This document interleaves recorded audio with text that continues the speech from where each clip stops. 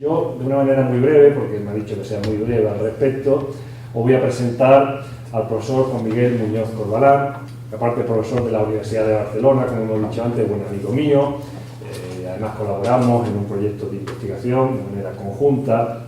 Según los datos que él me ha pasado, pues Juan Miguel es doctor en Historia del Arte por la Universidad de Barcelona en el año 1990 y es profesor actualmente titular de Historia del Arte moderno y contemporáneo del Departamento de Historia del Arte de la misma universidad.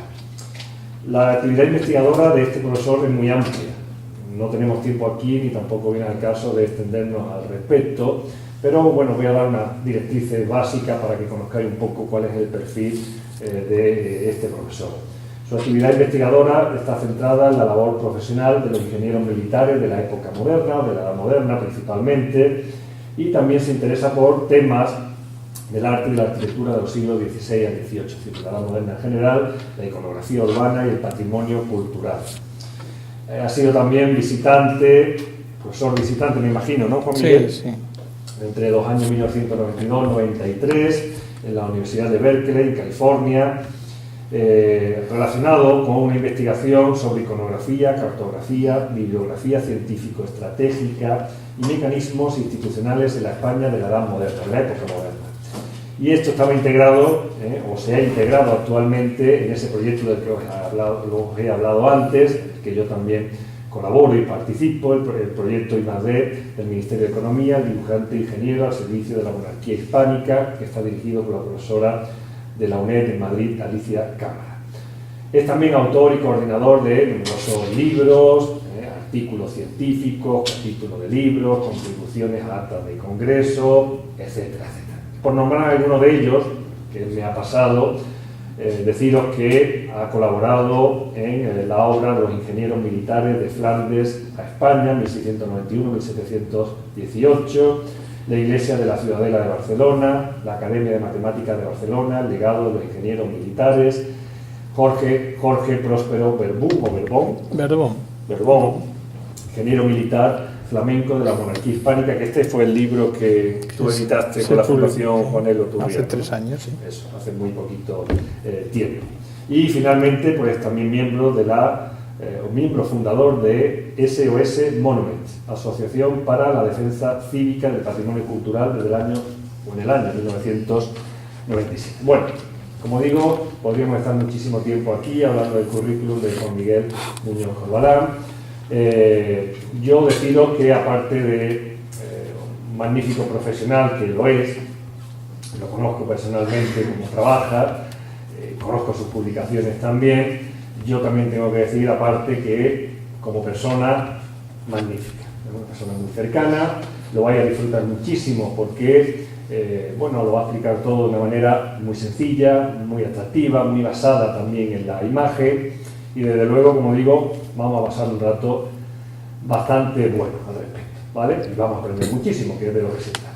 Yo, sin más dilación, voy a dar paso directamente al profesor Juan Miguel Muñoz Corbalán. Muchas gracias, Sergio. La verdad es que para mí es un honor haber sido invitado a participar en este máster. Como él ha dicho, somos buenos amigos y además trabajamos juntos en un proyecto de investigación financiado por el Ministerio de Economía, Industria y Competitividad. Y cuando me propuso hablar de algo que entrara en este máster, pensé hacer un discurso de carácter global donde se pudieran entender ciertos mecanismos que vinculan el arte y el poder. Entonces, haciendo este juego de palabras, de cambiar el orden, hablar del poder del arte y el arte del poder. Se ha publicado mucho, incluso con títulos literalmente como este, El arte del poder, Arte y Poder, Roy Strong, en fin, hay muchísima bibliografía al respecto, pero voy a hacer un enfoque, podríamos decir, más creativo, partiendo de conceptos más genéricos relacionados con el arte y la función que el arte tiene como tal, derivándolo un poco hacia el campo mío de mi especialización, que básicamente es el vinculado al trabajo de los ingenieros militares, que por lo tanto son los que trabajan para el poder. Y de esta manera pues, veremos una lectura que normalmente no se suele hacer, y menos en los grados de Historia del Arte. Hablo de grado porque nosotros en la Universidad de Barcelona el grado es Historia del Arte y el departamento es de Historia del Arte, entonces tenemos una especialización en Historia del Arte, ¿no? Y a veces la historia queda por otro lado, etcétera. Bueno, entremos en materia. De entrada, esta imagen ya es significativa. Vemos a la izquierda una escultura en bronce de un escultor milanés del siglo XVI, Leone Leoni, que trabajó para la monarquía hispánica, concretamente para Carlos I y su hijo Felipe II, y aquí vemos a Carlos I dominando al furor, es decir, es la potencia de la monarquía, en este caso del catolicismo, frente al protestante, que es el furor, la locura, que en esos momentos evidentemente estaba siendo combatido enérgicamente. Y a la derecha, esta cabeza de mena, de la cual hay una iconografía muy abundante en Andalucía, precisamente, de este San Juan Bautista decapitado, que nos muestra precisamente el poder que la imagen artística puede ofrecer al espectador. Cuando observamos una escultura como esta de Donatello, esta Magdalena penitente, que se encuentra en el Museo de la Ópera del Duomo en Florencia, una obra de mediados del siglo XV, que está realizada en un material muy habitual también en territorio hispánico, que es la talla en madera, posteriormente estucada y policromada. Fijaos porque, además de la propia expresividad, la voluntad que tiene Donatello de llegar al alma del espectador para cautivarlo y hacerle realmente sufrir y sentir lo que quiere transmitir, es curioso porque en términos patrimoniales se valora muchas veces la historia que hay después, hasta la actualidad. El hecho de que estos materiales hayan sido deteriorados con el paso del tiempo, curiosamente, efectivamente, nos proporciona una intensidad mayor de lo que el propio Donatello pretendía con esta obra, ¿no? Es como la obra de arte inacabada, que también ofrece una lectura diferente y que nosotros ahora somos capaces de interpretar de forma absolutamente diversa a la que originalmente se entendía como tal. Así que aquí vemos el poder que tiene la imagen artística para captar la atención y afectar, ¿no?, a la conciencia, al sentimiento del espectador. Y no solamente en términos de angustia existencial, sino que también tenemos todo lo contrario, como en esta obra de Picasso, La Joie de Vivre, también llamada Pastoral, donde vuestro paisano, Pablo Ruiz, lo que hizo fue exaltar precisamente esta alegría, ¿no?, de la vida, a base de presentar unos sátiros y unas ninfas y la música y la orgía, etcétera, porque es otra manera de actuar sobre la conciencia y los sentimientos del espectador.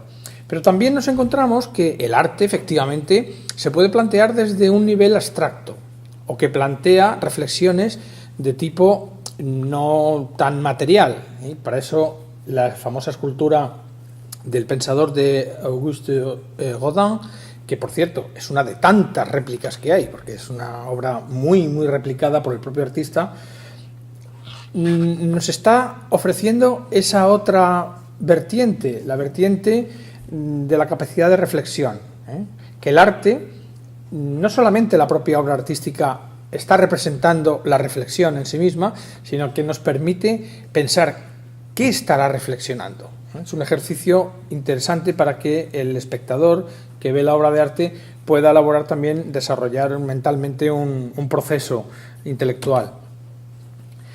Y luego esta imagen que nos ofrece escenas de tipo cotidiano, y es una obra del siglo XVIII francés, donde a la vista pues observaríamos de entrada una escena desenfadada donde hay una persona enferma en el lecho, atendida por una enfermera, por un sacerdote que está a su lado y otra criada que observa la escena. Pero en el momento que esta lengüeta que aparece aquí, en la parte central, se levanta, lo que observamos no es precisamente a un enfermo que se encuentra malito, sino estamos observando otra cosa absolutamente diferente. Por lo tanto, es la posibilidad también de que el arte pueda revertir esa idea de lo decoroso, y es lo que se produce naturalmente en un momento de libertinaje artístico a mediados del siglo XVIII en Francia, con esas pinturas galantes y las pinturas donde aparecen realmente incluso hasta imágenes obscenas y pornográficas. Así que fijémonos el poder que tiene el arte para actuar sobre el espectador. Cuando el Greco recibió el encargo del Cabildo de la Catedral de Toledo para pintar esta magnífica obra, el Expolio, en los años 77 a 79 del siglo XVI, claro, el Greco es un artista realmente rupturista. Crea una poética plástica absolutamente novedosa en el panorama artístico, sobre todo hispánico del momento, tras haber pasado desde su Creta natal, haber pasado por el ambiente veneciano y el ambiente romano, que le permitió hacer un cambio de carácter estilístico importante, y cuando recaló en Toledo, el resultado es un resultado excepcional, uno de los artistas más trascendentales en la historia del arte. Bien, pues el Greco, evidentemente, rodeando esta chusma a Jesucristo, lo que él pretende que nosotros observemos es la figura de Jesús resignado a morir en la cruz. Esto es lo que nosotros vemos en primer lugar. Pero claro, ¿qué es lo que hay detrás de todo esto? Pues hay una trayectoria de carácter intelectual, de carácter teológico, y os remito a Fra Michele da Carcano, un monje del siglo XV, en cuyos sermones cuadragesimales, publicados en 1492, ya a título póstumo, hacía una reflexión en uno de estos sermones sobre la función de la obra artística y la importancia de esa obra artística para el fiel analfabeto, que solamente podía entender las imágenes, diciendo: lo que un libro es para aquellos que pueden leer, un cuadro lo es para la gente ignorante que lo contempla. Un argumento. Otro argumento: las imágenes fueron introducidas porque mucha gente no consigue retener en su memoria lo que oyen, pero sí recuerdan lo que ven. Y finalmente, otro argumento es que aquellos que no lograron alcanzar el fervor cuando sintieron las historias de los santos pueden al menos emocionarse cuando las contemplan. Así que, según Fra Michele da Carcano, hay tres niveles que corresponden a los términos pedagógicos de la obra artística sobre los fieles, los términos doctrinales, es decir, donde se introduce el mensaje teológico de una manera fácilmente entendible por aquel que contempla visualmente una obra, y finalmente términos devocionales, para poder llegar a creer, a que la fe tenga su efecto sobre ese fiel. Esto, en el fondo, es lo que siglo y medio más tarde, o casi 2 siglos más tarde, un siglo más tarde en este caso, pero también durante todo el barroco, es lo que el artista pretende, sobre todo en base a los resultados del contrarreformistas, del Concilio de Trento, etcétera. Que la obra artística tenga un impacto de carácter pedagógico, doctrinal y devocional sobre el espectador. Y el Greco entonces recurre a esas habilidades propias del artista para que nosotros seamos capaces de entender la obra y de contextualizar esta imagen de resignación de Jesucristo. Y nos observa las tres Marías mirando hacia el leño, la cruz, que está preparando este carpintero para colocar adecuadamente lo que va a ser el lugar de sacrificio de Jesucristo. Observamos también pues, que hay un personaje, desde su cinismo, preparando mecánicamente todo este procedimiento de ejecución del Mesías. Esta figura del centurión que nos mira y que está haciendo énfasis en que tenemos que estar atentos. Esta es la importancia de la obra artística. No solamente tenemos que verla, sino que tenemos que observarla y analizarla. Y para insistir más todavía, vemos este otro personaje que nos está señalando para que, atención, esto hay que verlo con detalle. Esto nos hace pensar en un recurso que ya Leon Battista Alberti, en su Tratado de Pintura, en 1536, comentó, y valga la redundancia, porque se refiere a la figura del commentator, una figura que aparece representada en las obras pictóricas o escultóricas, los relieves, etcétera, que sirve para que el espectador no distraiga la atención de aquello que debe estar en primer lugar, ser el objetivo de análisis de su mirada. Y fijémonos en este bautismo de Cristo que pintó Piero La Francesca y que Michael Baxandall, el historiador del arte británico, inscribe en su obra, recopilación de obras, modelos de intención, un concepto importante. Este momento del Renacimiento es el período del ojo, es decir, el momento de la cultura visual para que el espectador sea capaz de entender lo que está viendo. Evidentemente, en el siglo XV todo el mundo sabía, viendo esta imagen, lo que representaba, el bautismo de Cristo en las aguas del río Jordán. Juan Bautista bautizando y luego otra serie de neófitos en la parte de atrás, mientras los sacerdotes de Jerusalén aparecen detrás. Pero lo que incorpora Piero La Francesca, desde su gran conocimiento de la geometría y del estudio del espacio, para integrar unos personajes que permitan, en esas coordenadas espaciales, dirigir la mirada correctamente, es estos tres ángeles que actúan como un commentator en tres fases. El ángel que nos mira a los ojos para captar nuestra atención. El ángel que está de tres cuartos, ya orientando la mirada hacia otro sitio que no es ni nosotros ni la obra representada, pero el tercer ángel ya está directamente mirando la escena de Cristo. Esta figura es magnífica, la triplica, la figura del commentator, para que aparezca esa explicación. El Greco, cuando pinta esta magnífica obra, esta vista y plano de Toledo, donde representa a su hijo Jorge Manuel sosteniendo un plano, una planimetría de la ciudad toledana, lo que se ve en esta obra, precisamente, es una voluntad de no ofrecer una literalidad realista de la ciudad toledana, porque el Hospital Tavera aparece representado justamente del lado opuesto a como se podría observar en la realidad visto desde esta zona. La representación de esta Asunción de la Virgen, que lo que interesa es que aparezca justo en la vertical de la torre de la Catedral de Toledo. Es decir, esto es Santa María. Y aquí un elemento trascendental para Toledo, el río Tajo, que aparece representado en esta figura que parece que no se integra formalmente en el conjunto de la obra.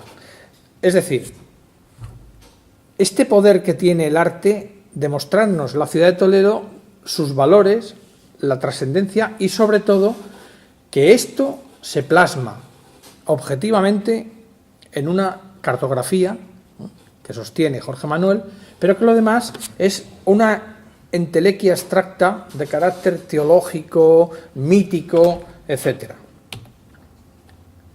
Y no saliendo del Greco y de Toledo, cuando pinta este grupo del Laoconte, está insistiendo también en mostrarnos Toledo, y este propio arco que manipula el artista de uno de los hijos del Laoconte, que están siendo devorados, nos está precisamente enmarcando el centro neurálgico de la ciudad, introduciendo también otros elementos de carácter simbólico que nos harían ver que Toledo es la ciudad que ya ha perdido la capitalidad del Reino de España, porque es Madrid, y en estos momentos, además, justamente Valladolid había sido temporalmente también capital de España. Pero aquí en este momento aparece, fijaos, esta representación del caballo, podría una alegoría del caballo de Troya, etcétera, de los peligros que pueden acechar a la ciudad.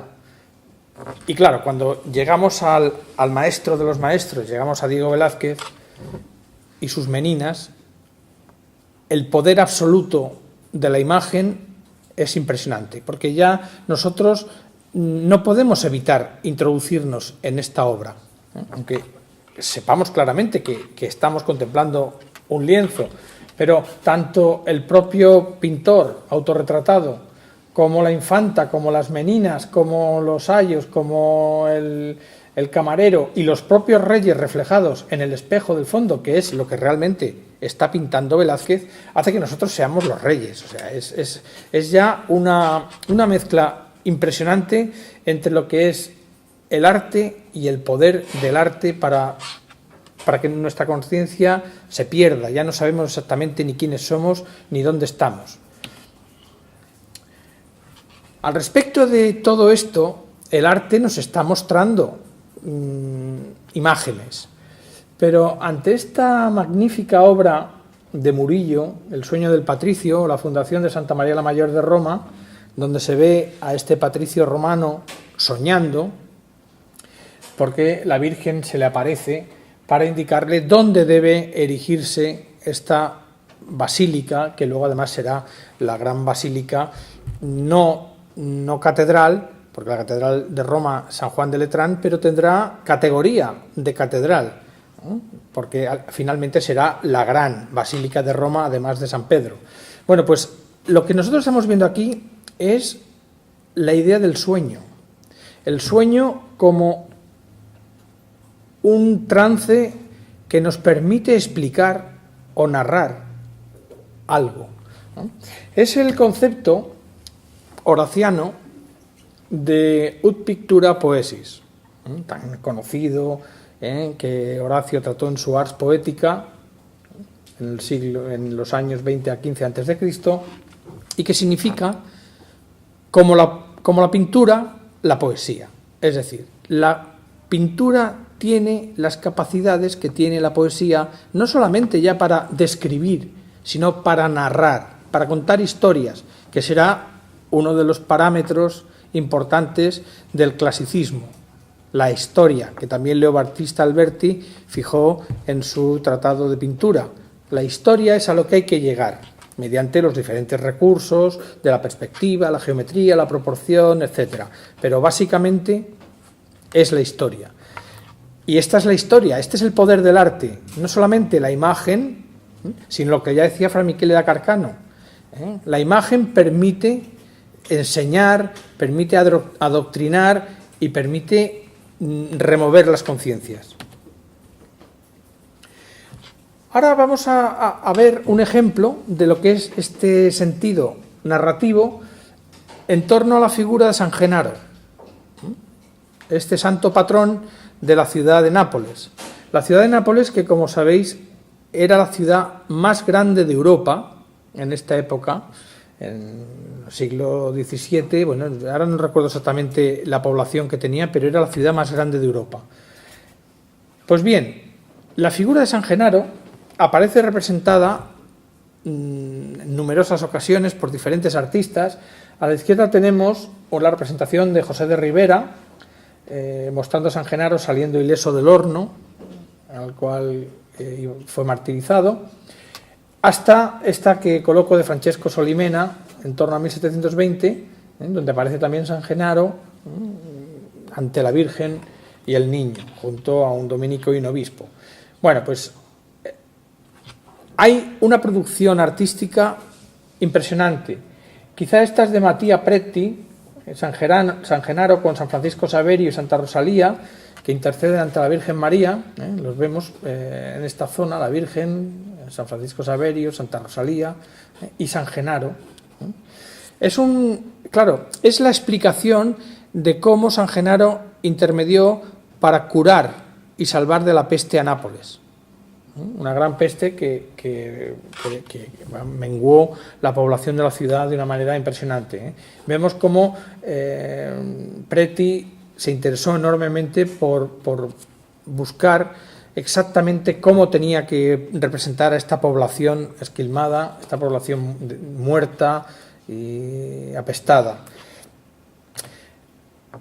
Quizá una de las obras más importantes es la de Luca Giordano, en esta composición, magnífica composición del barroco napolitano, donde la perspectiva de la ciudad con las murallas, etcétera, es fabulosa, y donde aparece San Genaro, fijémonos, flanqueado por estos angelotes que tienen en su mano este relicario, un relicario que se conserva en la actualidad. Es decir, ahora mismo la Catedral de Nápoles conserva la cabeza, el cráneo de San Genaro, otras partes del cuerpo, y la sangre en este relicario que se licúa, sangre coagulada, pero que se licúa milagrosamente en momentos determinados, fijados en el calendario estratégicamente. Bien, esto, para que veamos el poder del arte, arrastra precisamente a la población napolitana a verdaderas procesiones multitudinarias donde se pasea pues precisamente la reliquia en el busto de San Genaro y el relicario con la sangre. Y démonos cuenta de esta trascendencia porque el propio Papa Francisco recientemente pues ofició esta liturgia en la que la sangre de San Genaro pues se licúa milagrosamente. Es decir, el arte tiene una capacidad enorme de movilizar a las masas y la cultura popular, aparte de las cuestiones teológicas, pero aquí estamos ya fijados en el mundo de lo popular. Y lo popular llevó a que estas pinturas en las catacumbas napolitanas, es la primera representación de San Genaro, creo recordar que del siglo III, llevaron a construir justo al lado de donde se encontraban estas catacumbas, con restos de sepulturas cristianas, este edificio, entre los años 1920 y 1950. Y seguramente, yo creo que alguno dirá, esto me suena, ¿no?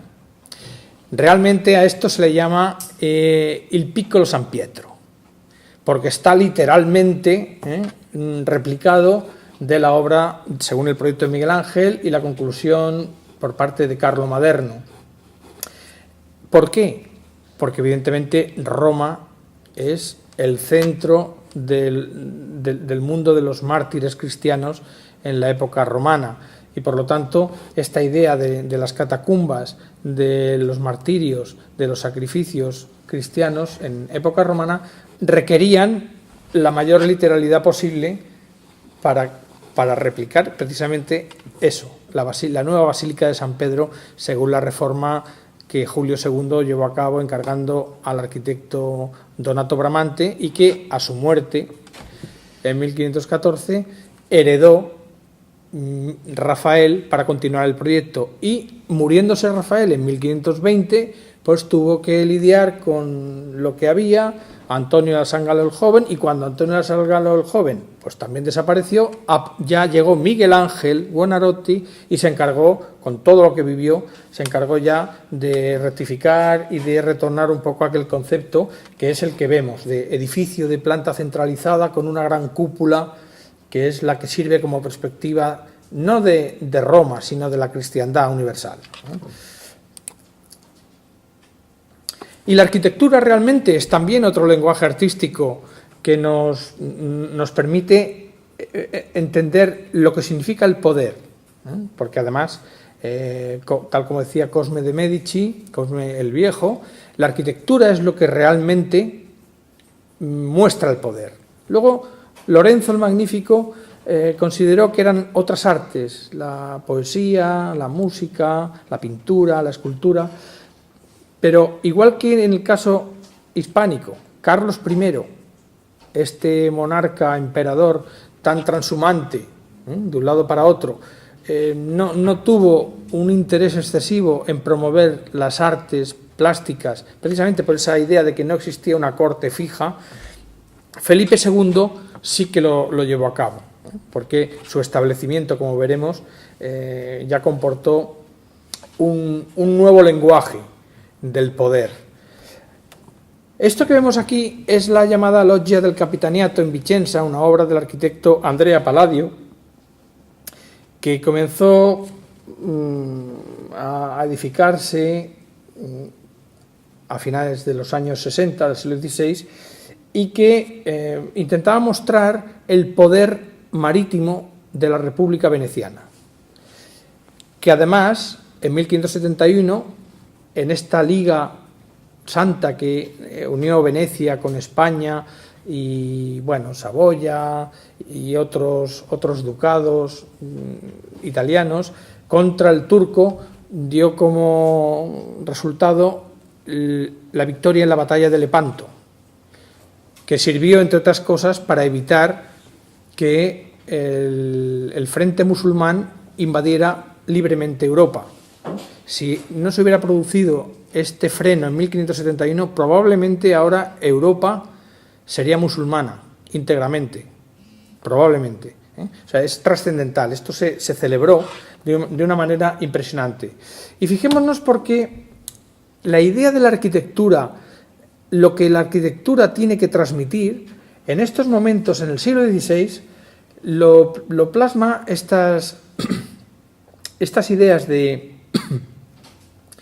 Carlos Borromeo, arzobispo de Milán, en sus instrucciones para la construcción de las iglesias, los edificios religiosos, cuando dice, y prestar atención a esta frase porque es muy interesante. Él está hablando desde una actitud postconciliar, desde 1564, que concluyó el Concilio de Trento. La perspectiva de lo que debe ser una obra artística y una obra arquitectónica está muy clara. Tiene que favorecer el decoro, tiene que evitar alejarse de lo que ahora denominaríamos lo políticamente correcto, ¿no? Fijaos por qué dice Carlos Borromeo: en la decoración de la fachada, el arquitecto ponga atención en que, aunque no haya nada profano, aquella parezca lo más espléndida posible, lo cual implica que para conseguir esplendor, la presentación de lo profano es ideal. Es magnífico, porque esto es la incorporación del clasicismo en la arquitectura religiosa, cuando el clasicismo lo que muestra es una estética proveniente del mundo de la antigüedad que esencialmente es profano para la Iglesia Católica, evidentemente. Entonces, observamos esta capacidad de asimilar lo clásico para poder reintegrar en una unidad de clasicismo, de teología, en fin, para que belleza, fe, poder, todo pueda estar reunido bajo un mismo manto. Y ya que hablamos de Felipe II, hemos hablado de sueños y hemos hablado de Lepanto y de la Liga Santa, pues aquí vemos esta obra del Greco, que fue el encargo que el Greco creía que le iba a servir para convertirse en pintor de corte, esta adoración del nombre de Jesús, donde vemos una especie, como diría nuestro amigo Fernando Marías, una especie de muñeco jocoso y divertido, que el emperador Felipe II aparece como si fuera un pelele, realmente es cómico. Y aparece pues rodeado del dogo de Venecia, aparece rodeado de otros jerarcas de la Iglesia, etcétera, y nos muestra una iconografía que probablemente el Greco intuyó que podía ser del agrado de Felipe II, puesto que a Felipe II le encantaba el Bosco, que sabéis, artista de fantasías, de alucinaciones, de iconografías imposibles, y sin embargo Felipe II no le agradó esta obra, por mucho que fuera la adoración del nombre de Jesús, por mucho que los jesuitas en estos momentos pues ya, en fin, ya adquieren un protagonismo enorme en todos los aspectos de transmisión de la doctrina y de la fe, de la pedagogía, de la teología, etcétera. No le gustó, Felipe II no le gustó, y por eso el Greco finalmente se fue a Toledo, porque en la corte no se iba a comer un rosco. Pero es una pintura muy potente, porque también sirvió para causarle el desagrado a Felipe II, o aparente desagrado, lo que se intuye realmente esa circunstancia. Felipe II tenía unos planes, claro, él pretendía ser el que tenía que dominar el mundo en el que nunca se ponía el sol, en ese imperio, ¿no? Y el Escorial es la gran obra, el gran microcosmos donde él quería reunir conocimiento, fe, poder terrenal, etcétera. Y para eso, bueno, pues creó el monasterio, una parte dedicada al convento, una parte dedicada al palacio de la corte, una parte dedicada a su propio palacio o residencia, desde donde podía ver el altar, cómo se oficiaba directamente desde su propia cama, y la gran biblioteca, como a modo de centro del conocimiento sobre el atrio de acceso al patio de los Reyes y el acceso a la gran iglesia. Es decir, esto es un microcosmos, es la voluntad de utilizar la arquitectura para manifestar el poder, y la arquitectura aquí muestra el poder de manera impresionante, porque realmente la obra del Escorial, se ha escrito mucho sobre ella y a veces se ha mitificado, pero con justicia, porque realmente es una obra de referencia internacional, para todos aquellos monarcas que pretendían hacer sombra a Felipe II y que no conseguían, fueran ingleses, fueran franceses, etc.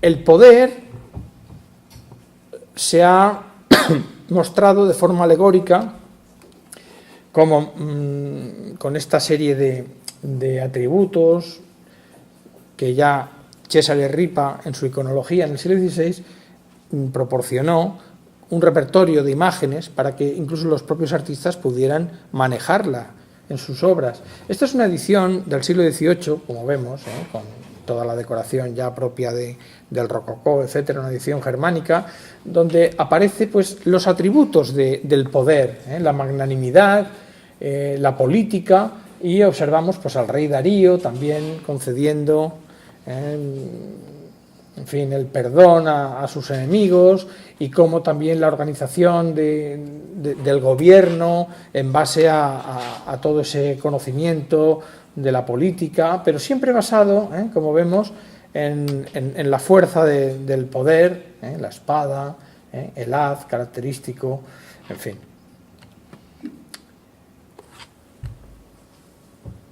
Por un lado, las alegorías de carácter más abstracto, pero también con base histórica, como vemos, y en este caso como en base mitológica. Esto es un cuadro anónimo a partir de una obra de Alberto Durero, Hércules, en uno de sus trabajos, en una de sus luchas contra el mal, en este caso contra los arpías, pero lo que está haciendo este pintor, y a su vez hizo Durero en su momento, es representar la figura de un monarca que es Federico III de Sajonia, cuya corte estaba en Wittenberg.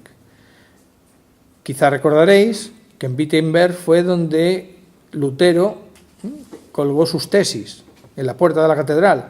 Es decir, allí es donde se inició el cisma del cristianismo. Federico III no renegaba del catolicismo, pero se mantenía ambiguo, porque en el fondo él fue un promotor de la Universidad de Wittenberg y por lo tanto, digamos, ya vinculado claramente al pensamiento teológico protestante. aquí aparece. Hércules es Federico III y está luchando contra el enemigo, que son las arpías, y ya podemos intuir quién es el enemigo, en manos de un Estado, un electorado protestante.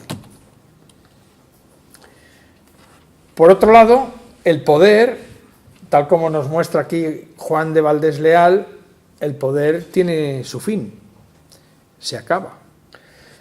Y aquí, en esta obra, conocida como por su nombre, por esta inscripción in ictu oculi, en un abrir y cerrar de ojos, es lo que ocurre. El poder eclesiástico, fijaos la tiara papal y el báculo, fijaos en la corona y las diferentes coronas de la monarquía, el toisón de oro, que es uno de los símbolos característicos del poder europeo, de los monarcas en Europa, las armas por el suelo, pero no solamente las armas y el poder en sí mismo, sino también incluso la ciencia. Fijaos el globo terráqueo, los libros de arquitectura, libros de filosofía y de otros saberes. Es decir, todo en este mundo se acaba y esta muerte nos está avisando. Claro, es el espectador que está viendo esta obra realmente le entra. Claro, ahora vivimos en el siglo XXI con el dominio de la imagen, de las nuevas tecnologías, no nos afecta. Ahora vemos cualquier cosa y sinceramente ya no somos sensibles. Pero esto visto en el siglo XVII realmente impactaba. Y el fiel que veía esto iba corriendo al confesionario directamente, porque lo que muestra este es el poderío del arte. Y puestos a ver el poder, podemos observarlo a partir de unas esculturas que precisamente muestran lo que es el poder, el gobierno. En el David que talló en mármol Miguel Ángel a la izquierda, observamos un encargo de la República de Florencia después de que los Medici hubieran sido echados cuando las tropas francesas invadieron Italia, y 1495, después volvieron, más adelante, pero en este momento de república en que el absolutismo mediceo se desvaneció, Miguel Ángel, con cierta euforia, lo que pretendía mostrar era eso, de forma abstracta, idealizada, los valores de la República de Florencia. El rey David, bueno, antes de ser rey, David, en un momento no de luchar contra Goliat, no en un momento de enfrentamiento, sino en un momento abstracto, pero que nos muestra esos valores, ese rigor que además él manipuló perfectamente para que el sistema de proporciones, para la contemplación delante del Palazzo de la Signoria, del Palazzo Vecchio, en la Plaza de la Signoria, no tuviera unas deformaciones. Le hizo un cabezón enorme para contrastar eso que los italianos llaman la vista di sotto in su, o lo que diríamos en términos cinematográficos, un contrapicado desde abajo arriba. Pues está perfectamente modulado para dar esa idea de belleza, pero no una belleza estrictamente formalista, porque esto es una belleza clasicista, donde aparecen los valores de Florencia. Y sin embargo Bernini, cuando un poco más de un siglo después, dentro de esa estética barroca, muestra a David, lo está mostrando desde el realismo. Vemos que la anatomía ya no es una anatomía ideal, sino que es una anatomía potente, musculada, donde se ve la propia fisiología del personaje, expresa una rabia, y es el momento en que va a lanzar la onda. Por lo tanto, es un concepto diferente, pero también está mostrando el poder de David para acabar con el mal, con Goliat. Claro, cuando vemos esta pintura de Palma el Joven, donde aparece David venciendo a Goliat, ya con la cabeza, aquí ya se ha consumado. Y observemos la iconografía.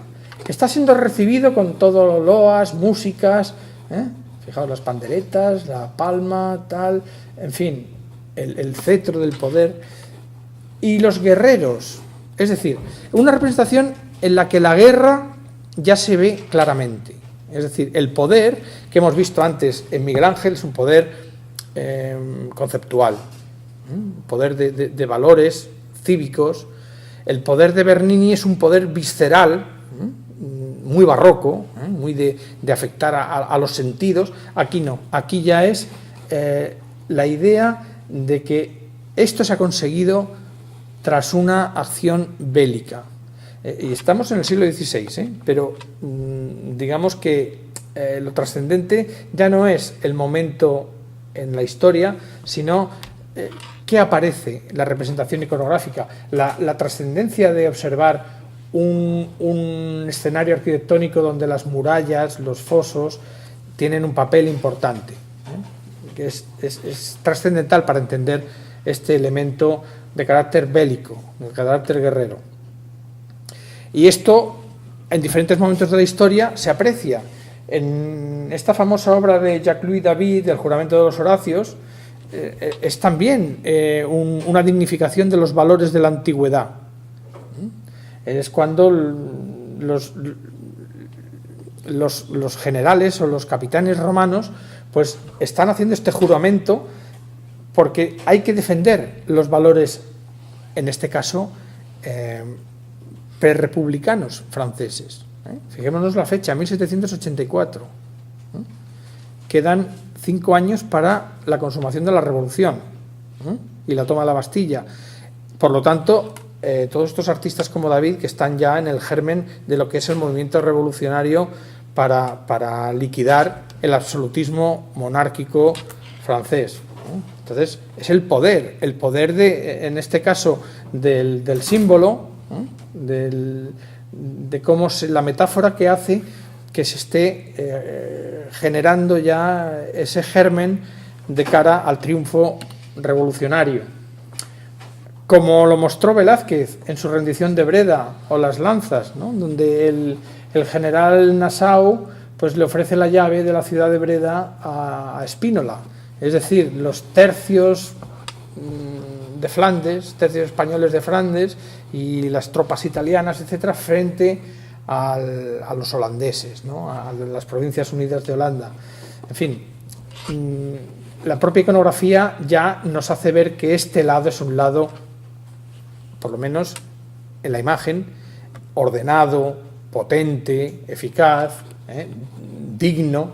Y sin embargo, el lado de los neerlandeses, pues es, en fin, una especie de desorden, de desajuste, en fin. Es propaganda, naturalmente, es propaganda ideológica del poder. Y todo esto, además, colocado en el Salón de Reinos con una serie de pinturas donde se observaba todo un ciclo de victorias en batallas de la monarquía española, pues esto reforzaba enormemente esta idea del poder de la corona hispánica.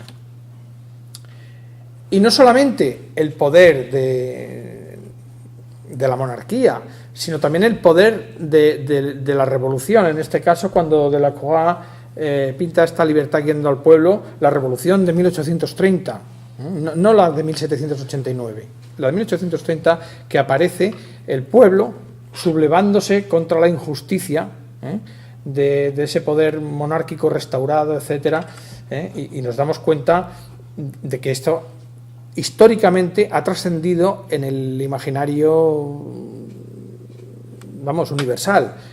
Seguramente es una de las imágenes más conocidas para representar la idea de revolución, la idea de romper con las injusticias sociales. Y vemos precisamente cómo el poder del arte es utilizado por el poder, que también tiene su arte de manifestar el poder. Esta obra de Antoine-Jean Giraud, Napoleón visita los apestados de Jaffa, es una obra magnífica, porque en ella se muestra, digamos que Giraud es el artista oficial de Napoleón, del régimen, y se muestra un hecho histórico falso. Napoleón no acudió a visitar a sus tropas que estaban diezmadas por la peste y fue allí a animarlos y, siguiendo esa tradición de imposición de manos que ya venía del mundo clásico, como vemos aquí, curaba. No, esto es absolutamente falso. Napoleón no fue, los soldados morían como moscas y eso supuso las pérdidas del ejército napoleónico en África. Pero esta es la propaganda que se mostraba para que la gente que podía asistir a los salones, ¿no?, de París estuviera viendo la crónica falsa, ¿no? Curiosamente, ahora lo veremos después, pero curiosamente ya volvemos a vuestro malagueño, que recientemente un profesor, Arranz, ha publicado una obra en la que habla de que el Guernica no tiene nada que ver con el bombardeo de la Legión Cóndor en Guernica. Es una obra donde Picasso, él argumenta con una serie bien documentada.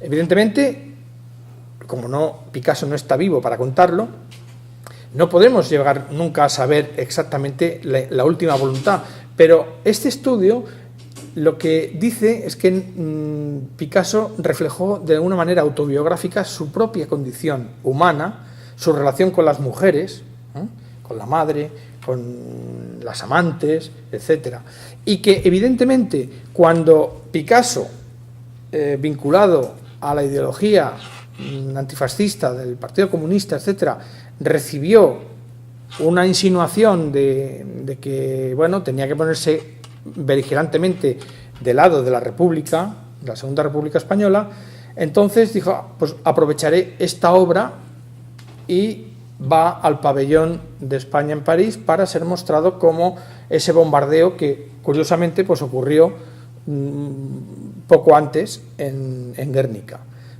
Es decir, el poder también manipula al arte, en fin.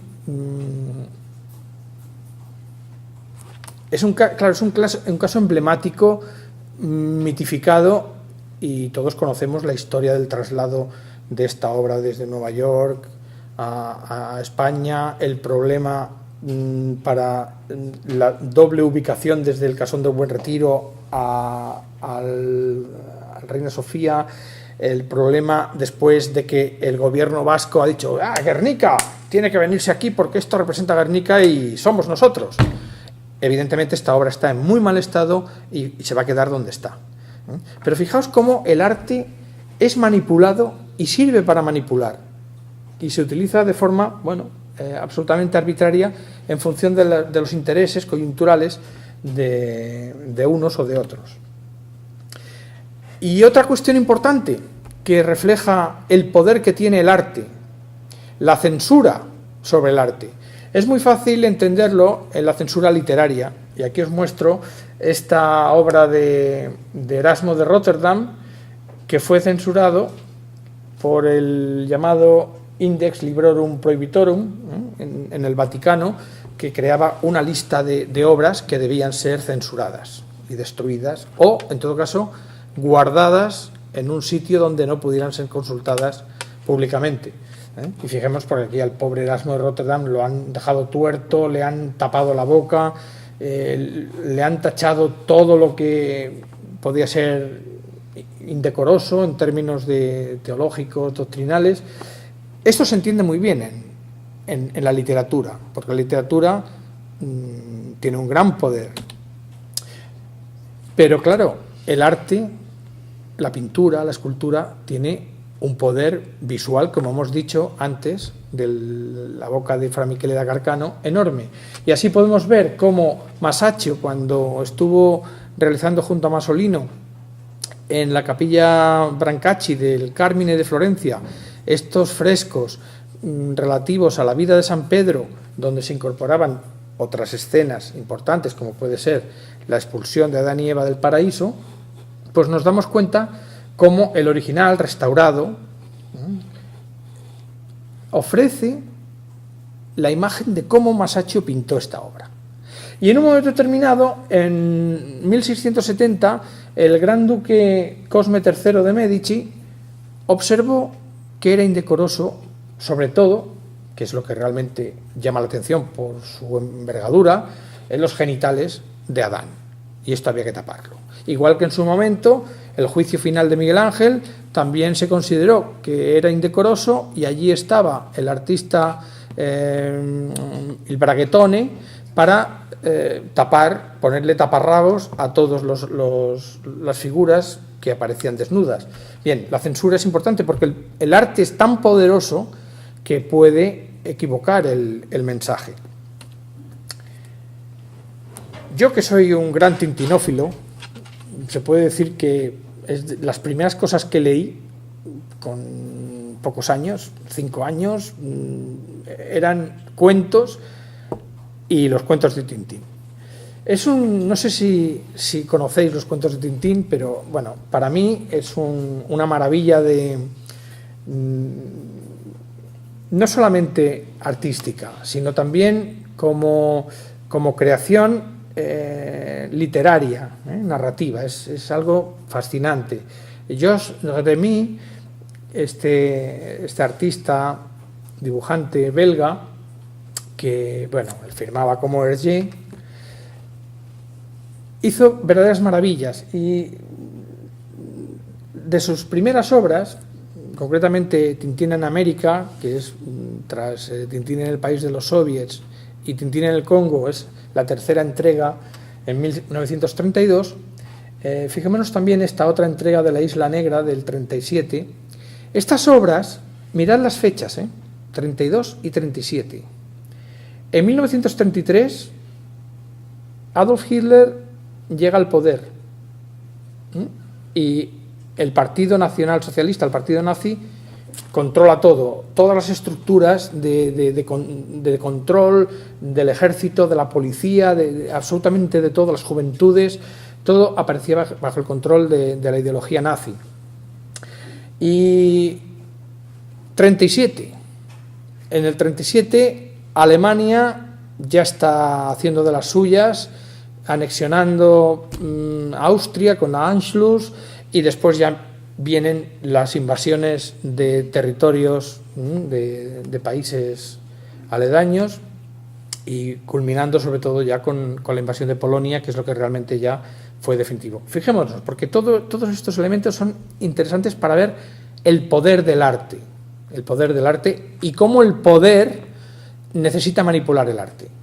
Bien, lo que ocurrió es que el régimen nazi prohibió estas dos historias, las prohibió absolutamente en Alemania y en aquellos territorios bajo su dominación. ¿Por qué? Evidentemente, América era el gran enemigo, aunque estaba todavía al otro lado del Atlántico, todavía no había entrado en guerra, pero no podía hacer propaganda de ese mundo que presenta Hergé en Tintín en América, que es el mundo, evidentemente, de aniquilar a los indios, pero del gran desarrollo industrial, en fin, social, impresionante, ¿no? Del mundo norteamericano. Y la Isla Negra, ¿por qué? Porque en el fondo la Isla Negra, dice, bueno, esto es Escocia, ¿no? Es un sitio que parece aislado. No, Escocia es Gran Bretaña, y Gran Bretaña es el gran enemigo del pensamiento nazi, es la cuna de la democracia europea, en fin, y además Hergé coloca al jefe de la falsificación de moneda en este castillo escocés a un personaje alemán, Müller. Por lo tanto, no puede ser. Esto es una verdadera mofa a los alemanes, y aparece la censura.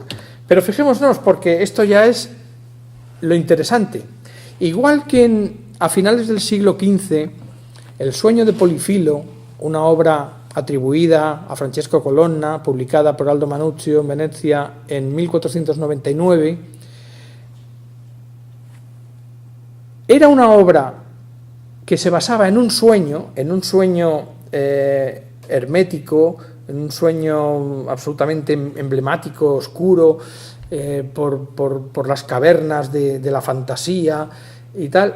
Era un texto tan complejo que la Inquisición, la censura, no se enteró de lo que estaba diciendo y lo permitió, cuando había cosas realmente crudas para lo que era la ortodoxia de la jerarquía eclesiástica.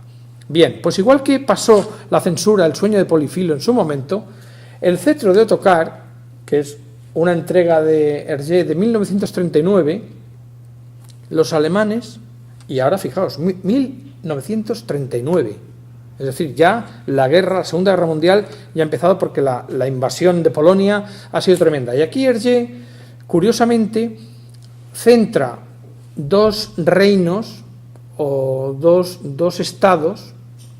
Uno es Sildavia y otro es Borduria.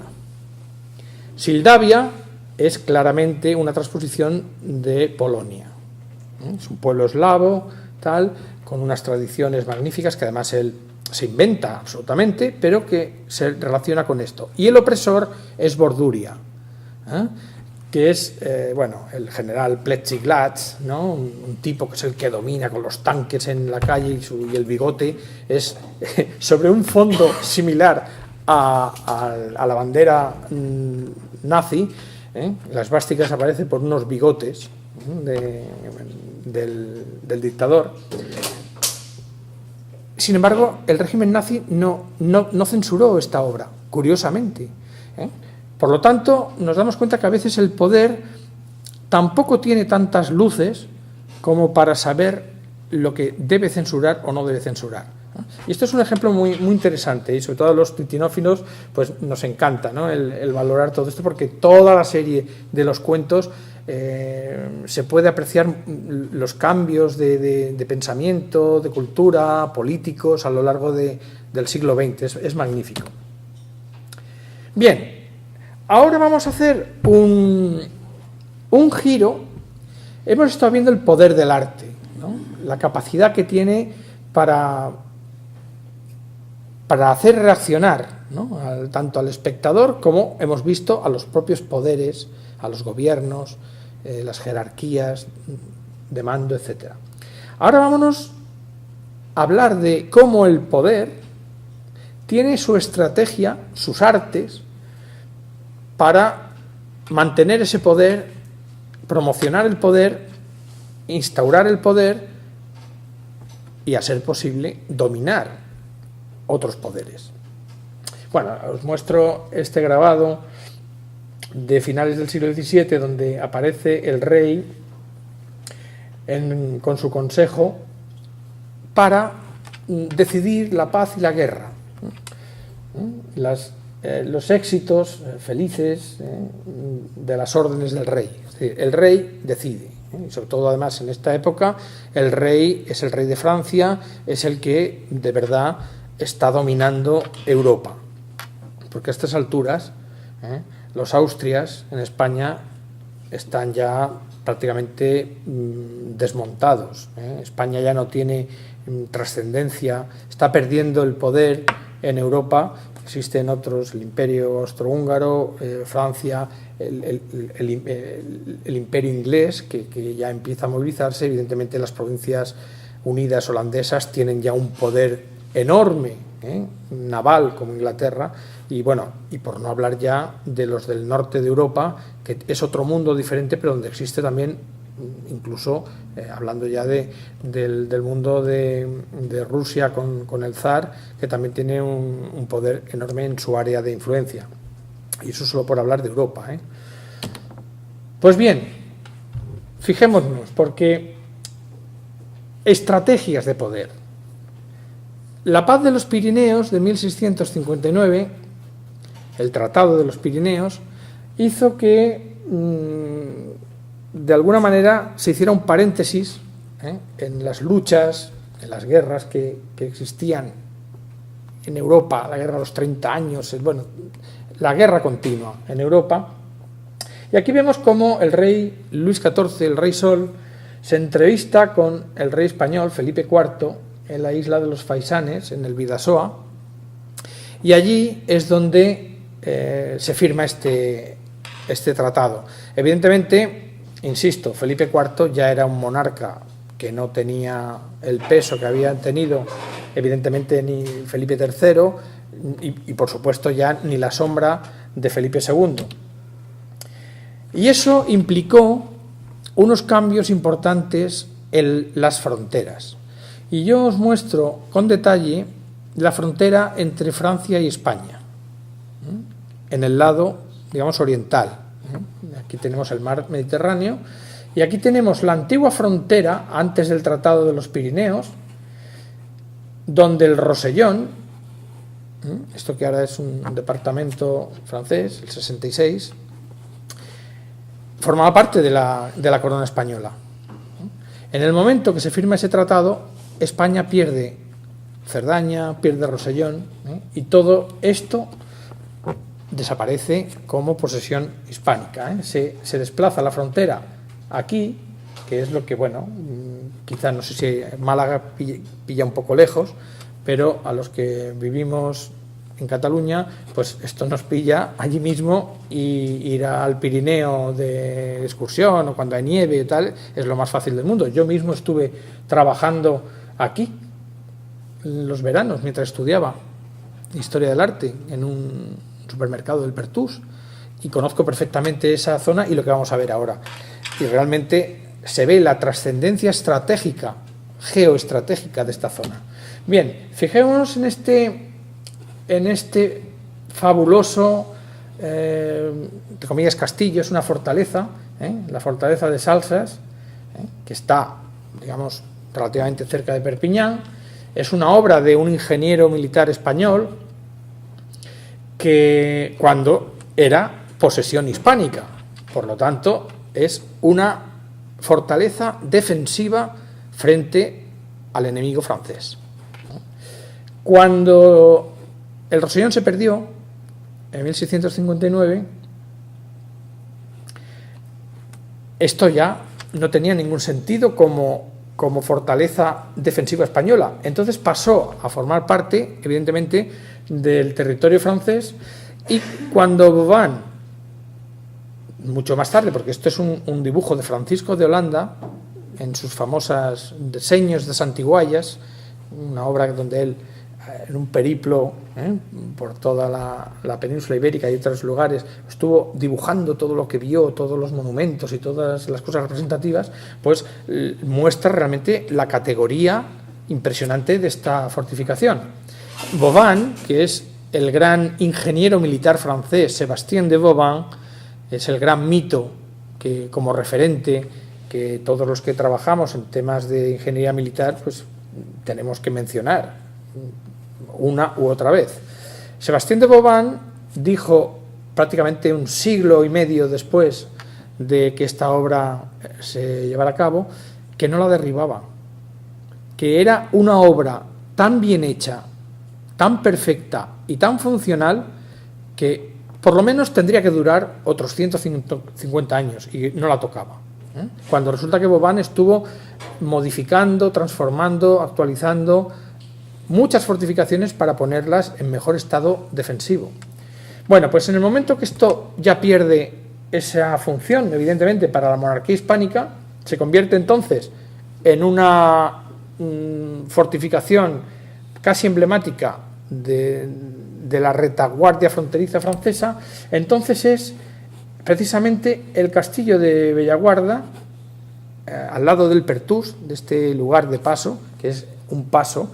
El nombre Pertús viene del latín, precisamente, que implica un paso de fronterizo de montaña, un paso de montaña. Bueno, pues esta fortificación en lo alto de esta montaña pasa a ser un lugar disputado por la monarquía francesa y por la monarquía española. La construyen los franceses, la perfeccionan los españoles cuando la conquistan, la vuelven a perder los españoles en 1675 en manos de los franceses, hasta que ya queda en posesión francesa. Bueno, pues esto es importante porque quiero que entendáis lo que significa la frontera. Y Málaga, además, es un lugar, aunque no os pueda parecer, fronterizo. Yo Cuando hoy he aterrizado en el aeropuerto, lo primero que me ha chocado es que la primera lengua que aparece en todos los carteles y tal es el alemán. Luego el inglés y abajo el castellano en negrita. Pero el alemán es la primera. ¿Qué implica eso? Supongo que lo que implica es que hay una población alemana aquí impresionante, aparte británica. Málaga es una ciudad fronteriza. En el momento que es un puerto, un aeropuerto y un puerto donde entra gente de otros lugares, tiene un carácter fronterizo y lo vamos a ver ahora perfectamente. Vamos a empezar por las fronteras de lo que es el Pirineo y sobre todo estas fronteras en Cataluña, que es el territorio más trascendental para la seguridad del reino en el siglo XVII y en el siglo XVI, XVII y XVIII.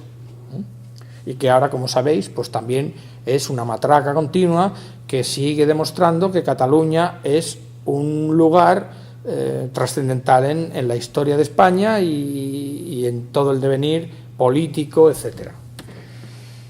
Bueno, fijaos, porque hay una serie de lugares: Castellciutat, Puigcerdà, Camprodon, Figueras, Rosas, con su puerto en la costa. Luego aparece otra línea formada por la Lérida capital, por Balaguer, Tárrega, Cardona, otro centro importante, estratégico, Manresa, Vic, la capital de Gerona, también muy importante, Hostalric, muy estratégica, y el puerto de Palamós. Fijaos cómo se generan estos puntos clave que en el fondo ya veis que hay un... Visualmente se observa que hay como una línea generatriz. Y luego, evidentemente, está la ciudad de Barcelona con el castillo de Montjuïc y la Ciudadela, el puente de Martorell a Molins de Rei, que es la salida más natural y cómoda desde Barcelona al resto de España. Y luego en Francia está Montlouis, está Perpiñán y el castillo de Bellaguarda. Fijémonos cómo queda toda esta zona peligrosamente densa de fortificaciones, de castillos, en fin, elementos defensivos, básicamente, porque es la vía de acceso de invasión del ejército francés, como se demostró más adelante en la invasión napoleónica, que entraron perfectamente por aquí y ocuparon el castillo de San Fernando de Figueras alegremente, sin disparar un cañonazo ni dentro ni fuera. Pura estrategia política, no sirvió de nada. Bien, fijaos las líneas defensivas que generan, porque esto en el fondo lo que pretende es crear una barrera para evitar llegar fácilmente a la capital, a Barcelona, que era una capital trascendente, que incluso llegó a estar en la mente de Felipe II que pudiera ser capital de España.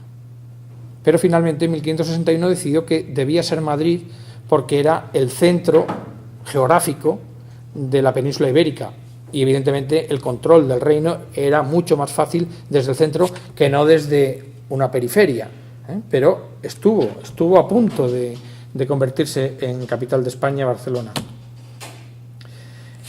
Y hablando de todo el reino, vamos a ver esta trascendencia de las fronteras.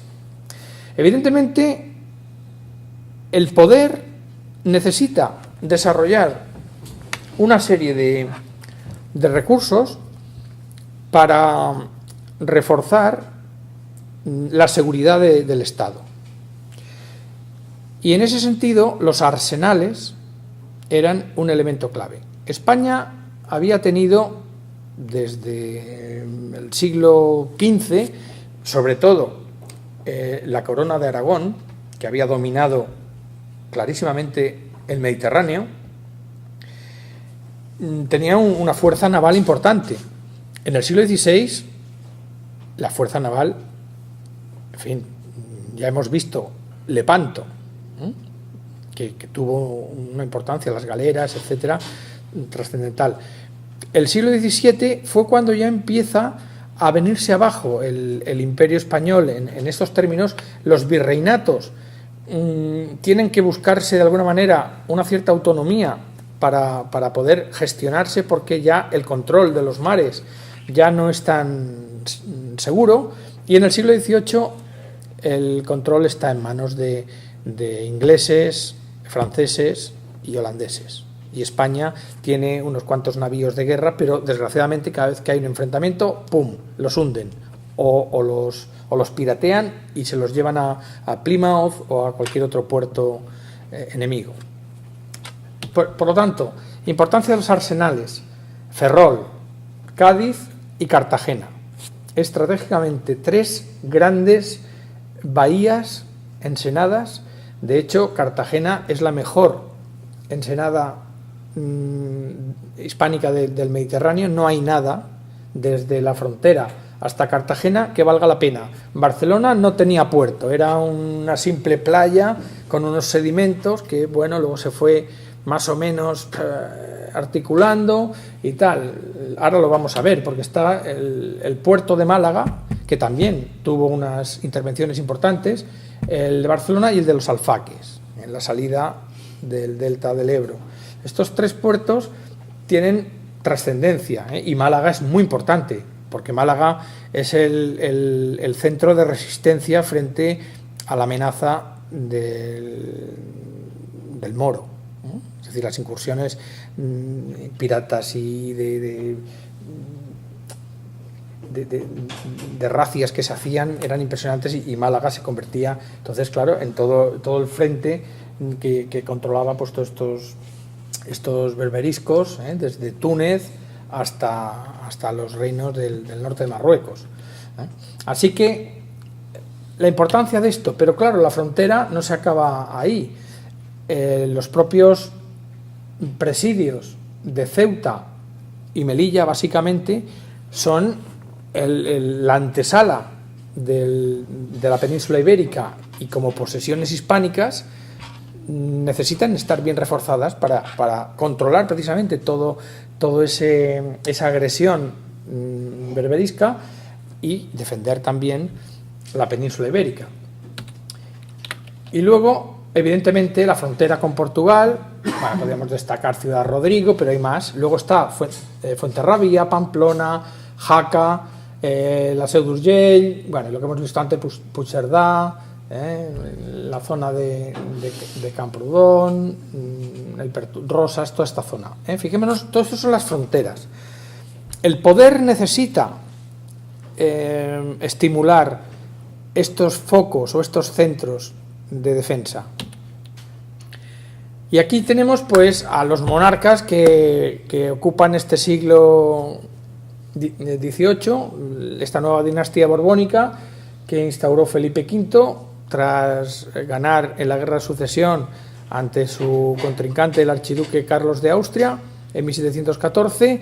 Se consigue la ciudad de Barcelona y Cardona, que son los 2 últimos reductos del austracismo, y en 1715 Mallorca. Y con esto ya se afianza la monarquía borbónica en España.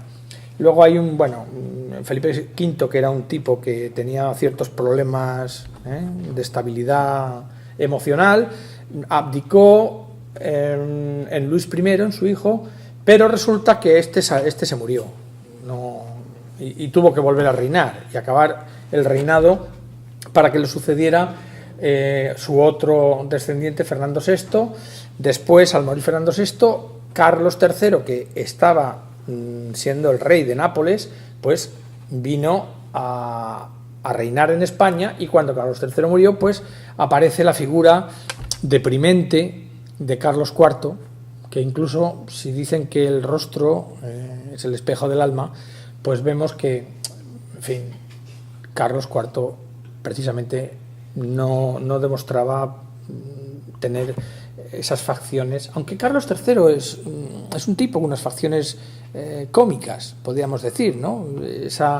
Esa nariz tan característica de los Borbones, pero Carlos III fue un monarca a muchos niveles ejemplar. ¿Y quiénes eran los que tenían el papel, las manos para poder ejecutar todo aquello que el poder quería llevar a cabo. Pues eran los ingenieros militares, que eran unos muchachos, algunos no muchachos, algunos ya curtidos, expertos, provenientes sobre todo de Flandes, donde habían guerreado hasta la saciedad y muchos habían fallecido, que tenían una experiencia enorme en términos diversos, no solamente en lo estrictamente militar.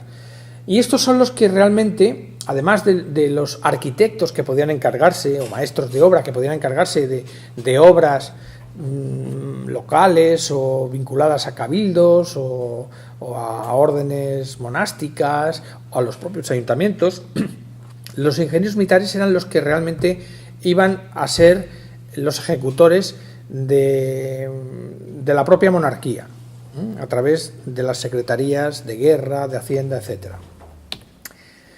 Claro, ellos, los ingenieros, estaban a merced de los reyes y los políticos de turno. Hemos visto a los 4, porque Luis I prácticamente no hizo nada, a estos 4 primeros Borbones, Felipe V, Fernando VI, Carlos III y Carlos IV.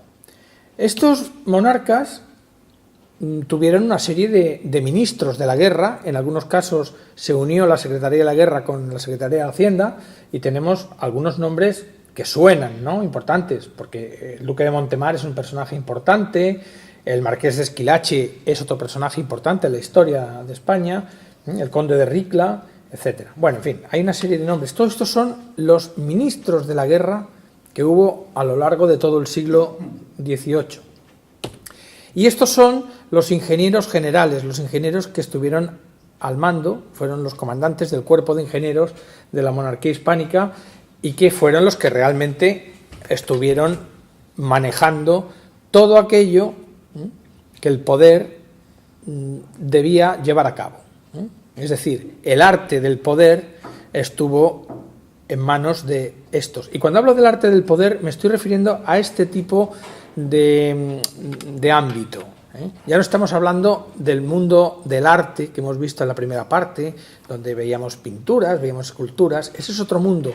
Esta gente, que también podían realizar obras de esas características, se basaban en otros aspectos más estrictamente funcionales para el control, la seguridad, la constitución del Estado y el funcionamiento del reino en general.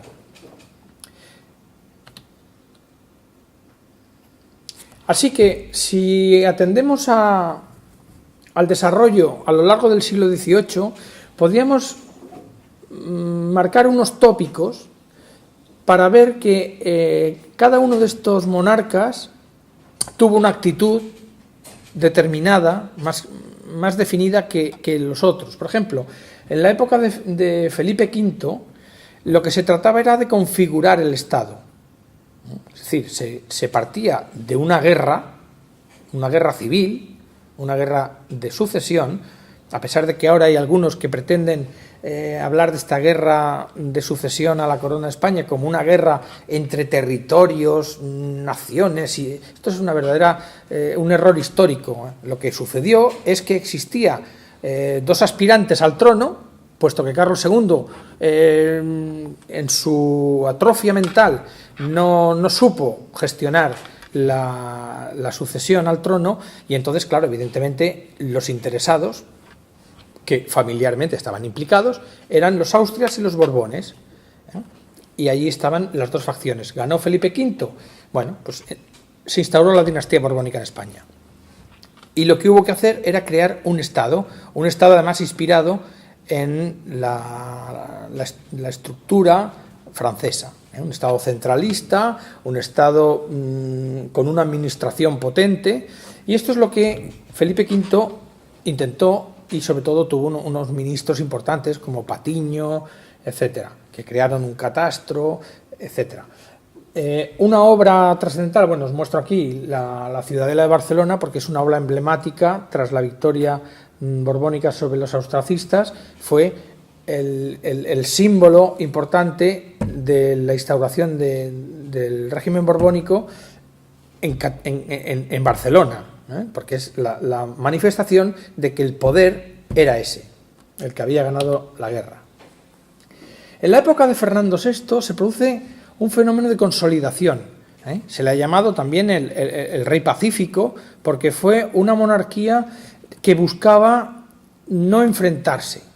Mientras que Felipe V tuvo muchos follones bélicos, la guerra de sucesión, luego tuvo el enfrentamiento con Francia, sus aliados en la guerra de sucesión, en el enfrentamiento de los Pirineos, después tuvo que ir a guerrear a Cerdeña y a Sicilia, después tuvo otro enfrentamiento en el norte de Italia, en Saboya, en los años 30, en fin, tuvo también el intento de recuperación del Peñón de Gibraltar, que había sido arrebatado a la corona española por los ingleses, porque evidentemente con su poderío naval lo que pretendían era controlar el tráfico del estrecho y evitar que otros pudieran alegremente navegar. Entonces en 1727 se tuvo que encontrar también con la necesidad de buscar una incursión y recuperar, pero no se logró. Se volvió a crear en 1754 un nuevo plan para recuperar Gibraltar, que no se llevó a cabo, y en los años 90 se llevó a cabo una ofensiva, pero evidentemente a esas alturas ya Gran Bretaña tenía un poderío enorme y España, y así estamos, en una situación en la que no se puede resolver, porque el Tratado de Utrecht, los británicos argumentan que quedó como quedó. Actualmente la legislación europea no permite que exista una colonia, que es lo que es Gibraltar, pero aquí nadie pone orden y es de aquellos polvos vinieron estos lodos. Fernando VI intentó evitar los enfrentamientos y eso permitió la consolidación del Estado y de toda una serie de infraestructuras importantes. Con Carlos III y todo el pensamiento ilustrado que se generó y se desarrolló en España desde mediados del siglo XVIII, se produjo un gran desarrollo a todos los niveles, niveles científicos, técnicos, industriales, comerciales, filosóficos, de arte y cultura, a muchísimos niveles. Os muestro como un detalle la maqueta de Cádiz, que se realizó en los años 70 del siglo XVIII y que muestra claramente un nuevo modo de entender la representación del espacio, la cartografía del espacio de las plazas del reino desde una perspectiva que va más allá de lo estrictamente estratégico. Es ya la introducción del arte, de algo que va más allá de lo puramente militar.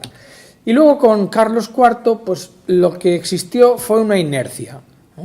Desde el punto de vista político, de gobierno, la verdad es que la cosa fue muy peliaguda, existiendo una serie de ministros patéticos y tal, podemos pensar en Godoy y en otros personajes de estas características, pero la dinámica que había venido desarrollando desde la época de Fernando VI y Carlos III permitió que las infraestructuras, pues continuaran llevándose a cabo.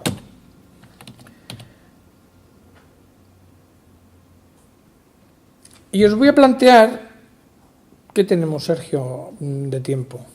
Dime, ¿media hora? ¿Menos? Bueno, pues entonces iré un poquito más rápido. Más rápido, sí. A veces 15 minutos. Iremos más rápido.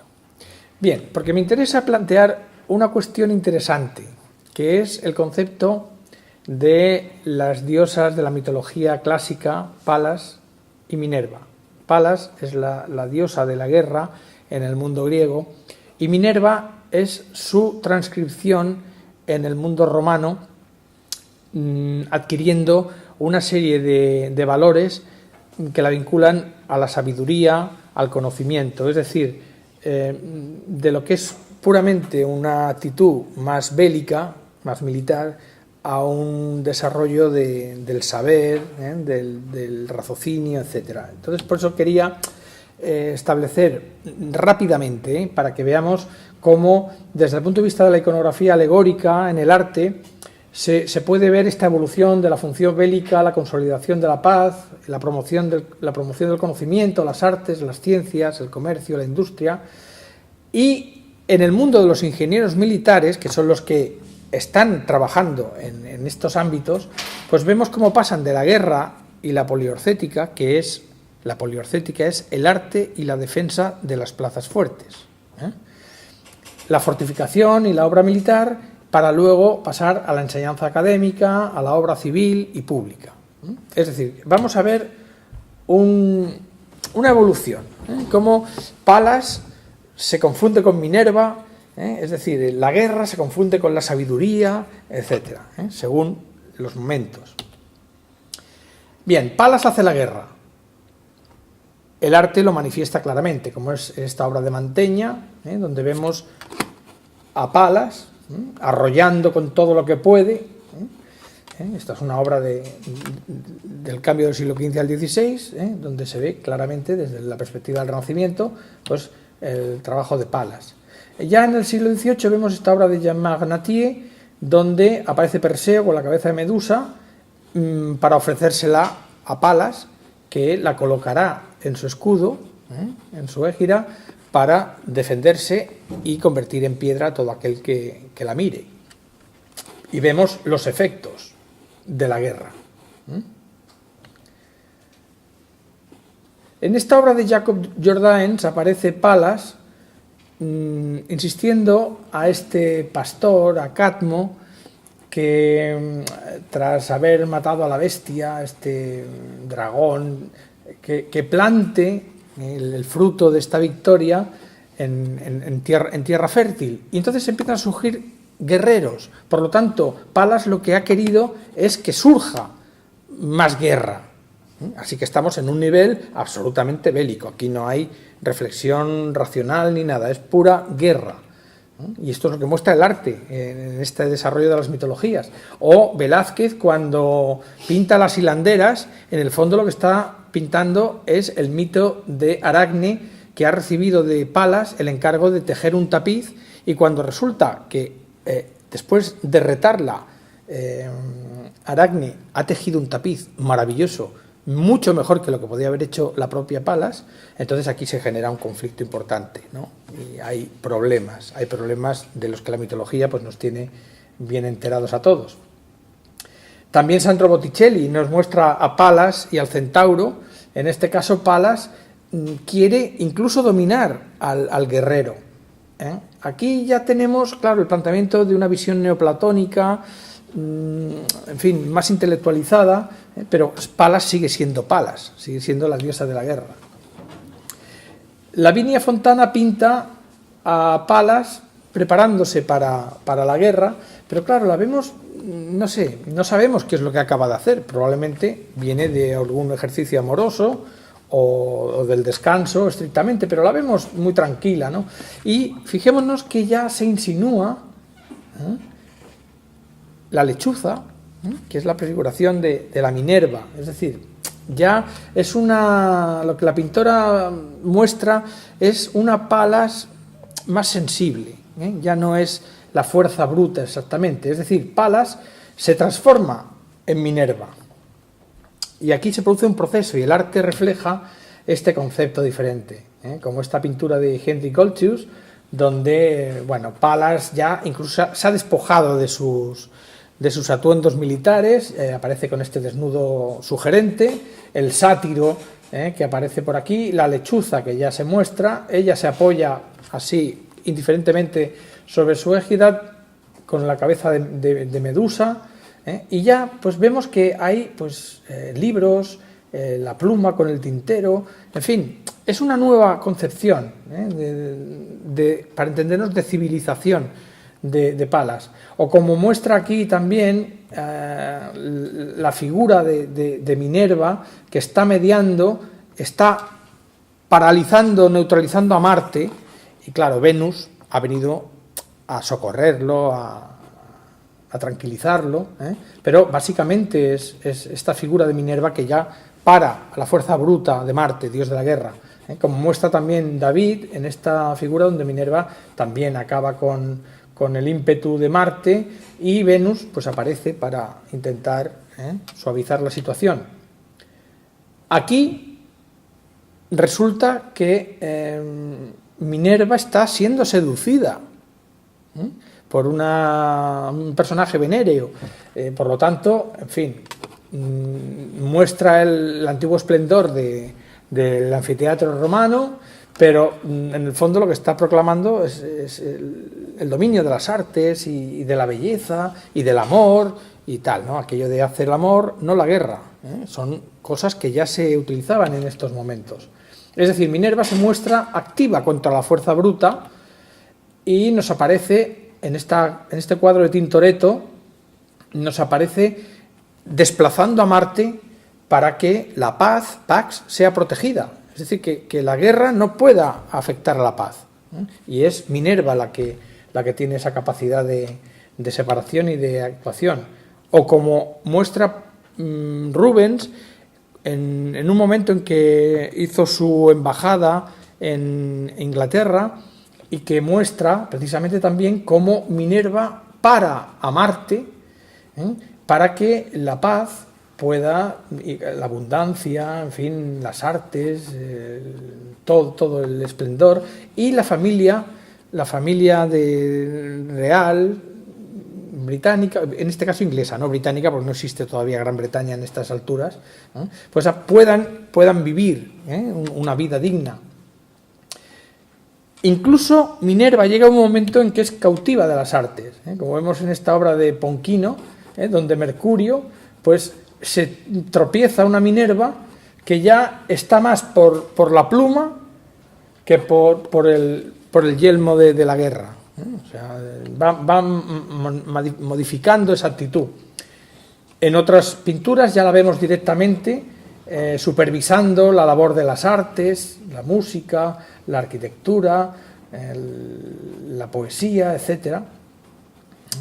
Fijémonos aquí a Minerva, como contempla con sus musas, contempla todo este coro musical, ya se integra en esa parafernalia cultural, incluso ya acaba reinando sobre la ignorancia. Fijémonos en cómo domina Minerva el furor, que es lo que en el fondo habíamos visto unos años antes en la escultura de Leone Leoni dominando el furor. Es el mismo concepto, por lo tanto vemos como el poder es representado artísticamente con esta idea, ¿no? de representación de Minerva en este caso. Minerva promueve las artes, las ciencias, el conocimiento, el comercio, la industria, etcétera. Bueno, y entonces vemos pues ya una parafernalia iconográfica donde aparecen todas las vicisitudes que favorece Minerva. Minerva como alegoría del poder entre la guerra y la paz. En esta obra de Simone Vouet, donde indica que no hay nada más que Minerva como la representante de esta paz, de esta divinidad que permite la paz. Así que fijaos cómo ha cambiado el discurso de Palas a Minerva. O Rubens, que muestra aquí a Belona, que es la hermana de Marte, y que también tiene unas similitudes con la figura de Minerva, donde la guerra pues ya está por el suelo, es coronada de laurel, que implica las excelencias artísticas, etc. Bueno, y este es el emblema, para entendernos, el logotipo de la Academia de Matemáticas de Barcelona, fundada en 1720 por Felipe V, de la mano del ingeniero general Jorge Próspero Berbón. Y es el lema que dice Nunc Minerva postea Palas, ahora, tras Palas, Minerva. Es decir, hay una conciencia clarísima entre los ingenieros militares que la guerra tiene que dar paso a la sabiduría, al conocimiento. Y se ve claramente las fortificaciones, el león, etcétera, da paso, y señala Minerva, a lo que es la geografía, la geometría, el conocimiento en general. Bueno, rápidamente, la guerra da paso a la paz con una serie de actividades, de actitudes, y esto se va repitiendo pues de una manera cíclica. Hay paz, hay guerra, hay paz, hay guerra, y por lo tanto se va trabajando en elementos de guerra y en elementos de paz, alternativamente. Así que el ingeniero empieza naturalmente con sus campañas bélicas, el ataque y la defensa de plazas fuertes. El segundo nivel es trabajar las fortificaciones y otras obras militares para consolidar el territorio y el Estado.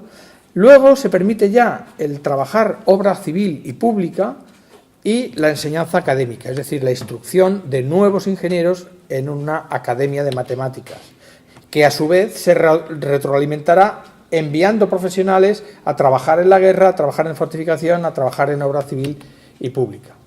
Y ahora lo que voy a hacer es ya, en el sprint final, pues observar algunas de las cosas que trabajan estos ingenieros para ver cómo realmente el poder recurre a estos profesionales para hacer muchísimas cosas que aparentemente no deberían ser su responsabilidad, pero su gran capacidad técnica, teórica y el trabajo sobre el terreno les lleva a realizar de una manera magnífica.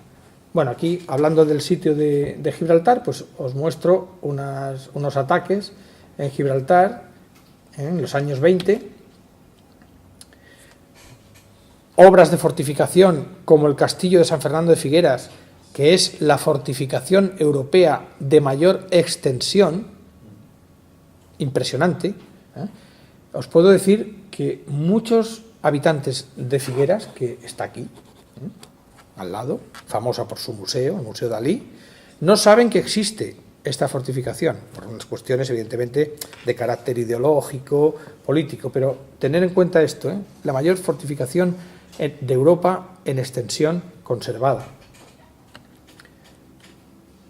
Esta es la puerta original del Castillo de Figueras, que fue volado por el ejército republicano en su huida definitiva ya atravesando la frontera francesa. Afortunadamente no se voló todo, todas las cargas no explotaron, solamente las correspondientes a esta parte de la puerta de acceso y la parte posterior, la zona norte del castillo. Fijaos, porque la idea de la puerta es importante para la fortificación, pero es importante para la idea de la ciudad. Aquí tenéis las puertas de mar de Cádiz, también trabajadas por un ingeniero militar, las puertas del Arsenal de la Graña en Coruña. También trabajaron en cuestiones de urbanismo.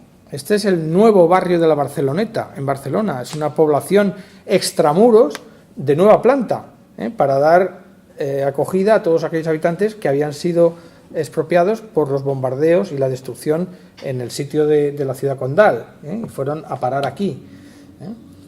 Obras de carácter religioso, como esta iglesia de la Ciudadela, del interior de la Ciudadela, o esta, la Catedral Nueva de Lérida, que es una obra de Pedro Martín Cermeño en un clasicismo impresionante.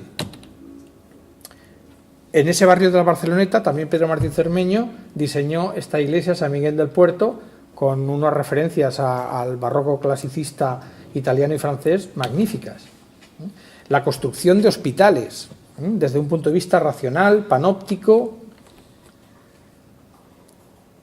Bueno, aquí tenéis vuestra querida Málaga, en un proyecto de arsenal de galeras, con una visión muy artística, por cierto, de la mano de Pedro de Aubeterre, que es magnífica esta idea. Es la intervención, en este caso, para la construcción de navíos, vinculados también a las nuevas obras del puerto. Y en el Arsenal del Ferrol, fijémonos en esta manufactura para la elaboración de jarcias, de sogas para los barcos, etcétera. Es decir, la industria. Y aquí os muestro puertas de la fábrica de tabacos de Sevilla, también de la mano de ingenieros militares como Ignacio Sala.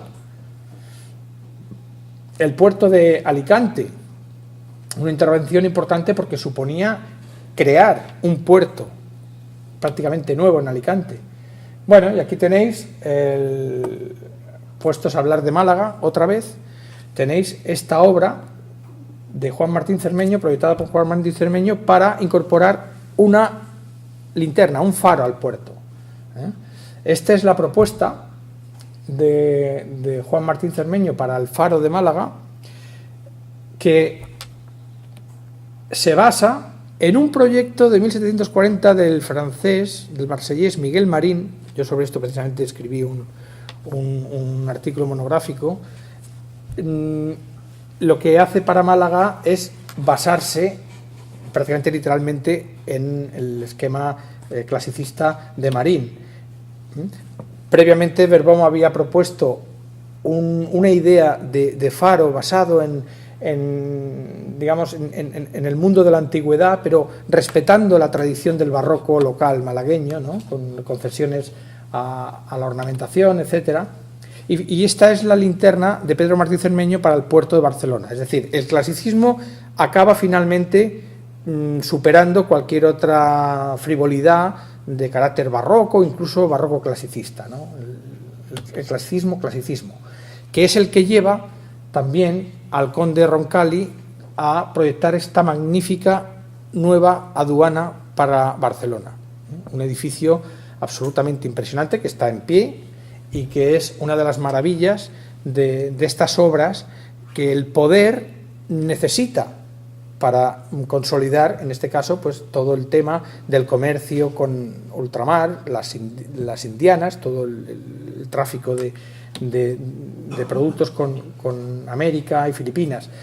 El tema de las comunicaciones, y ya acabo enseguida, el tema de las comunicaciones es trascendental. Los caminos, las carreteras, las nuevas carreteras que conectan las grandes capitales del reino, y la construcción, evidentemente, de los puentes correspondientes, como este que tenemos aquí, de Molins de Rei, que hemos dicho antes, estratégico el paso desde Molins de Rei y Martorell a lo que es los puertos que van a salir a la zona de Vilafranca del Penedés, para acceder al resto de la península ibérica. Los canales de riego, aquí tenemos un canal en torno a Lorca, Granada, Almería, etcétera. El canal de Castilla, magnífica obra hidráulica impresionante de Carlos de Lemaur, que bueno, tiene diferentes funciones: la navegación, es decir, la comunicación y el transporte de mercancías, el regadío, la fuerza hidráulica, que ya en el siglo XIX adquirió una importancia trascendental, y luego la propia pesca. Es decir, y esto son obras llevadas a cabo por ingenieros militares para que el poder pudiera estructurar un reino sólido, efectivo. Y esto, como anécdota, pues cuando se hacían este tipo de obras de carácter hidráulico o de comunicaciones, de carreteras, etcétera, pues se encontraban con restos arqueológicos. Y aquí tenemos como este propio Carlos Lemaur, que hemos mencionado antes, en una de sus obras por los canales de Castilla, pues se encuentra con 6 piedras que se han hallado en el camino, y son epigrafías romanas que manifiestan el interés por la arqueología de la monarquía, que es la que llevó a que los ingenieros militares fueran los primeros que realizaron las excavaciones de Herculano en Nápoles, y que sacaron a la luz pues todos aquellos grandes vestigios de la Roma antigua, que luego evidentemente en Pompeya pues todavía fueron más espectaculares. Pero estos fueron los ingenieros militares, que son los que, fijémonos, contribuyen claramente a aquello que el Estado, a aquello que la monarquía deseaba implantar, es la normalización de un lenguaje del poder, que es el clasicismo. Evidentemente, lo que vemos es la utilización de los símbolos, de las metáforas, de las alegorías características. Esta puerta de la ciudadela de Barcelona, con Hércules y todos sus trabajos duros de luchar contra los malos, el enemigo, o en la ciudadela de Pamplona, también esta propuesta, donde aparecen claramente pues el blasón real con los trofeos y los leones guardianes, ¿no?, de la monarquía. Es decir, aparece toda esta iconografía con un lenguaje clasicista. No sé por qué ha pasado esto, porque yo tenía otra cosa detrás, pero creo que es lo que no he podido, he llegado el avión, no me ha dado tiempo a incorporar otra. Quería mostraros en un fragmento de un mapa de Cataluña y Aragón, donde se veía una especie de corrida de toros, una tauromaquia, donde se demostraba pues, que era una cosa tremendamente popular y habitual en tierras catalanas y aragonesas, y que ya muestra un cambio de mentalidad respecto del clasicismo en la vía hacia el romanticismo. Pero es igual, en el fondo lo que estamos observando es eso, el poder que tiene el arte para transmitir, para manifestar, y cómo el gobierno, el poder, utiliza unas artes. En este caso, evidentemente, lo hemos centralizado en la cuestión de los ingenieros militares, que son los que permiten consolidar precisamente ese poder.